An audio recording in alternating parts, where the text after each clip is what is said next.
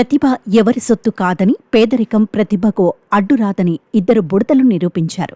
అందరితో శభాష్ అనిపించుకుంటున్నారు. నాగర్ కర్నూలు జిల్లా పెద్దకొత్తపల్లి మండలం ముస్టిపల్లి ప్రభుత్వ ఉన్నత పాఠశాలకు చెందిన ఇద్దరు విద్యార్థులు నో కాస్ట్ లైఫ్ సేవింగ్ బోట్ను తయారు చేశారు. ఇది తాజాగా జాతీయ స్థాయి ప్రదర్శనకు ఎంపికైంది. దాంతో ఇద్దరు పిల్లలను ఉపాధ్యాయులు, స్థానికులు అభినందిస్తున్నారు. 8వ తరగతి చదువుతోన్న ప్రవీణ్, 10వ తరగతి చదువుతోన్న సాయి చరణ్ ఇద్దరు కలిసి ఈ నో కాస్ట్ లైఫ్ సేవింగ్ బోట్ను రెడీ చేశారు. వర్షాల సమయాల్లో వరదలు వస్తుంటాయి. అప్పుడు చాలా మంది నీటిలో చిక్కుకుపోతుంటారు. వారిని కాపాడేందుకే ఈ నో కాస్ట్ లైఫ్ బోట్ను తయారు చేసినట్లు ఇద్దరు విద్యార్థులు చెప్పారు. అయితే గతేడాది నవంబర్లో జిల్లా స్థాయి ప్రదర్శన ఇచ్చారు. అక్కడ దీన్ని అందరూ మెచ్చుకున్నారు.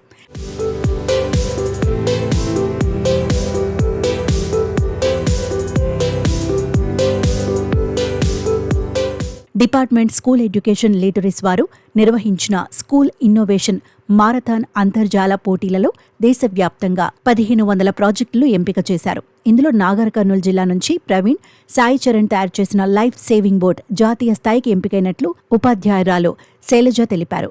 ఈ ప్రాజెక్ట్ తదుపరి అభివృద్ధి కోసం పంజాబ్ గురుకాశీ యూనివర్సిటీ సహకారం అందించడానికి ముందుకొచ్చారని చెప్పారు. విద్యార్థులకు నేను కొన్ని గైడెన్స్ ఇవ్వడం ద్వారా విద్యార్థులు ఈ ప్రాజెక్ట్ని తయారు చేశారు. మన చుట్టూ దొరికే వేస్ట్ మెటీరియల్, బొంగు కట్టెలు, మినరల్ వాటర్ బాటిల్స్తో ఈ ప్రాజెక్ట్ని తయారు చేసుకోవచ్చు. ఒకేసారి 4 వరకు కూడా దీని మీద ప్రయాణం చేయవచ్చు. వరదపోటు ఎక్కువగా ఉన్న ప్రాంతం నుండి సేఫ్ ప్రాంతం వరకు రెస్క్యూ టీం వచ్చి కాపాడే వరకు కూడా వాళ్ళ ప్రాణాలను కాపాడుకోవచ్చు.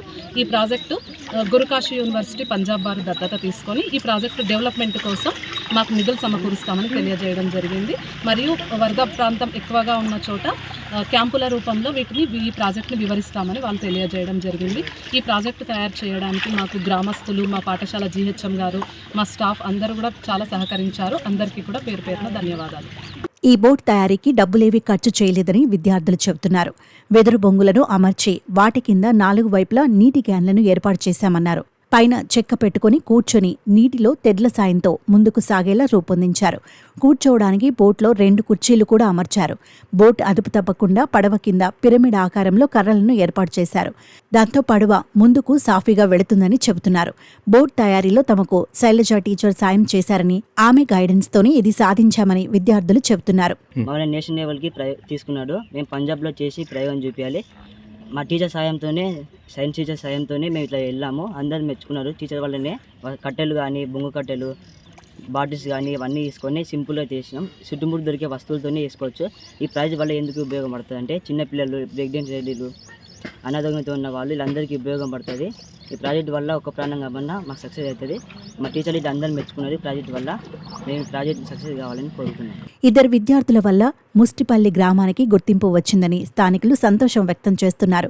పిల్లలను ప్రోత్సహిస్తే ఇలాంటివి మరెన్నో తయారు చేయగలరని అంటున్నారు. మా JDPHS స్కూల్లో science madam Shailaja madam, HM గారి స్కూల్ బృందం వారి సహాయ సహకారాలతో నో కాస్ట్ అనే పడవను తయారు చేయడం జరిగింది. ఆ పడవను తయారు చేసిన దాంట్లో భాగస్థులైనటువంటి నా తమ్ముని కొడుకులు సాయి చరణ్, ప్రవీణ్ గారు దాన్ని తయారు చేసినారు. ఇది జిల్లా నుండి రాష్ట్ర స్థాయి, జాతీయ స్థాయికి ఎంపిక కాబడ్డది. పంజాబ్ వారు, యూనివర్సిటీ వారు ఇది ఎట్లా చేయాలి, దీనికి కావాల్సిన ఖర్చులను మేము భరిస్తామని దత్తత తీసుకోవడం సంతోషకరమైన విషయం. అదందుకు ఆ యూనివర్సిటీకి మేము ప్రత్యేకమైన కృతజ్ఞతలు తెలియజేస్తూ ఉన్నాం. అదేవిధంగా ఏ కార్యక్రమం జరిగినా ఘనత సాధించాలంటే ప్రభుత్వ పాఠశాలలోనని ఇలా రూపకంగా మళ్ళా నిరూపించబడింది. ప్రభుత్వ పాఠశాలలే విద్యార్థులు చదువుకొని గొప్ప మేధావులుగా కొనియాడబడతారు. దీనికి అన్నిటికీ కారణం ఏందంటే విద్య.